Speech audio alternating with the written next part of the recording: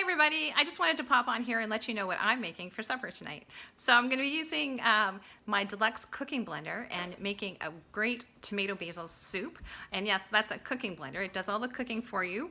And I'm going to go make that with some paninis. And what I really like about the blender is that I can throw all the ingredients in and it just cooks away and I don't have to worry about stirring it.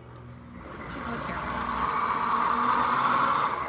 See, it just pulses away there and it just cooks the soup, and it'll be ready in about 20-30 minutes.